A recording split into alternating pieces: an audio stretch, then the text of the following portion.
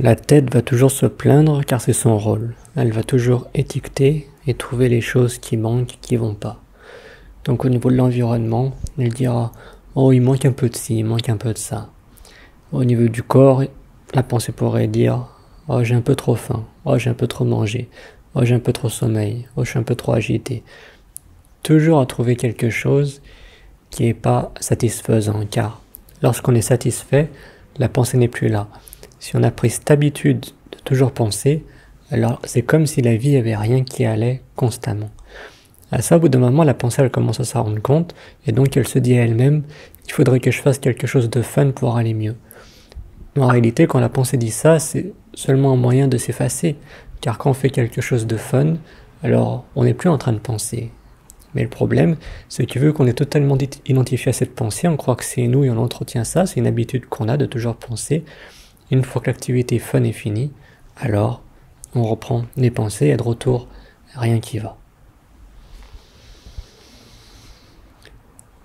Donc une façon de retrouver cette paix, c'est de commencer petit, c'est de commencer à plus plaindre pour les petites choses. Donc si tu as un peu faim, s'il fait un peu trop froid, si c'est un peu trop bruyant, toutes ces choses-là, apprends à pas te plaindre, apprends à être ok avec ça. Si tu commences à être ok avec ces petites choses, tu verras qu'il y a une paix qui est là. Il y a plus d'agitation. Elle se dira, oh, il y a un peu trop de bruit, oh j'ai un peu faim, et toutes ces choses-là. Non, il y aura une paix. Et après, si tu arrives à développer ça, petit à petit, tu pourras être ok avec les plus grandes choses. Et lorsque tu arrives là, que peu importe ce qui se passe, des petites ou grandes choses, tu es ok avec ça, alors c'est comme ça que tu gardes une paix intérieure constante. Et l'intérêt à ça dans la société, c'est ça. C'est que lorsqu'il y a des gros problèmes, tu remarqueras que tout le monde panique et tout le monde devient très émotionnel. Tout le monde commence à se plaindre, tout le monde commence à créer beaucoup de vent, mais ça n'arrange pas les choses. Donc si tu développes cette paix, alors tu peux devenir la personne qui va garder son calme, qui va regarder aux choses telles qu'elles sont, et qui va se concentrer sur les solutions. On est ok avec tout. Ok, il y a ça qui s'est passé. Qu'est-ce qu'on peut faire maintenant pour arranger les choses? Et une bonne façon de développer cette paix, on pourrait dire, c'est les douches froides. Parce que les douches froides, peu importe si c'est la première fois, peu importe si tu prends des douches froides tous les jours, la pensée, elle ne voudra jamais prendre cette douche froide. Jamais. Mais ce qui est marrant, c'est qu'une fois qu'on a pris une douche froide, on se sent toujours super bien. Mais le truc de la douche froide, c'est ça, c'est apprendre à être confortable avec l'inconfortable. Si tu arrives à être confortable avec l'inconfortable, c'est comme ça que tu seras toujours en paix, parce que la pensée ne sera pas là à dire « Oh, j'aime pas ça » et machin et truc, à toujours se plaindre. Donc dans le fond, trouver la paix intérieure, c'est apprendre sur comment perdre, en d'autres mots. Dans la vie, tout le monde cherche à gagner. Et gagner, ça, voilà, on se sent bien, ça c'est ce que tout le monde cherche, c'est ce que tout le monde veut, et une fois qu'on gagne, il n'y a pas vraiment d'effort à faire, on est plutôt bien. Mais la sagesse là-dedans, c'est de commencer à apprendre à comment perdre. Ça veut dire que il y a des choses que tu n'aimes pas vraiment. Même il s'est passé des événements, tu as dit des choses que tu voulais pas dire, ou bien tu as essayé quelque chose, ça n'a pas marché, et du coup ça crée toutes ces émotions à l'intérieur, de culpabilité, de toutes ces choses-là. Donc c'est une défaite, en quelque sorte, tu pourrais te dire. C'est pour ça que la tête panique, de se dire « Oh, pourquoi ça s'est arrivé ?» machin. Mais si tu commences à être confortable avec la défaite, avec la sensation même de comment tu te sens dans la défaite, si tu es confortable avec ça, que tu peux embrasser ça, alors c'est là qu'après tu auras un calme. Et ce calme, c'est ça après qui te permet de gagner. Parce que tu n'es plus dans un état d'agitation quand tu fais les choses.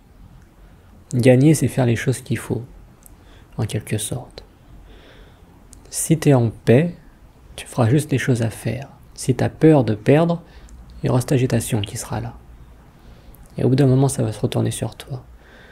Donc dans le fond, c'est apprendre à comment perdre. Une fois que tu es confortable avec ça, tu auras une paix qui est constante.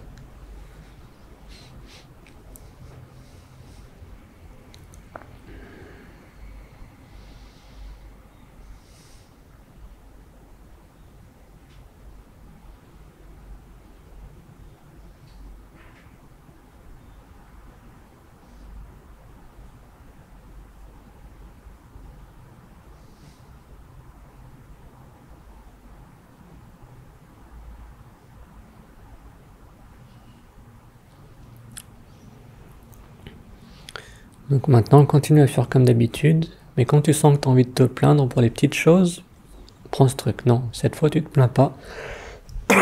T'es ok avec ça. Et petit à petit, l'idée c'est que l'ego va se dissiper. L'ego qui dit oh j'aime pas ça, j'aime ça et machin et truc, et tu vas juste garder les faits. Donc mettons, il y a du bruit. C'est pas que t'es réactif à ça.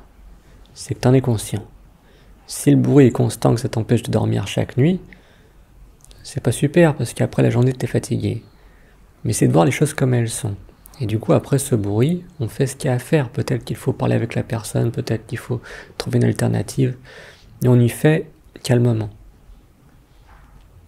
Et on applique ça à tous les domaines de la vie. Et tu te rendras compte que ce soit un problème personnel où il n'y a personne d'autre.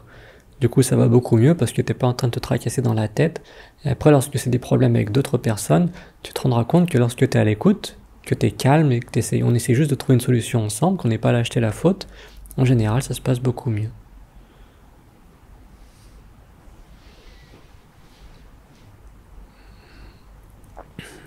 Mais parfois, la sagesse, c'est de savoir partir sans faire de bruit. C'est savoir partir, c'est dire non, ici, c'est pas pour moi.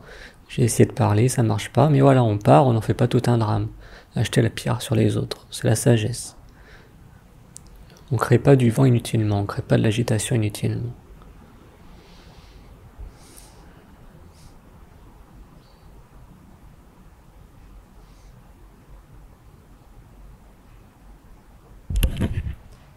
Voilà. Si vous souhaitez soutenir la chaîne, vous pouvez laisser un j'aime ou un commentaire. Dans la description, il y a des liens pour soutenir, pour discuter en privé si vous souhaitez. C'est à peu près tout. Merci.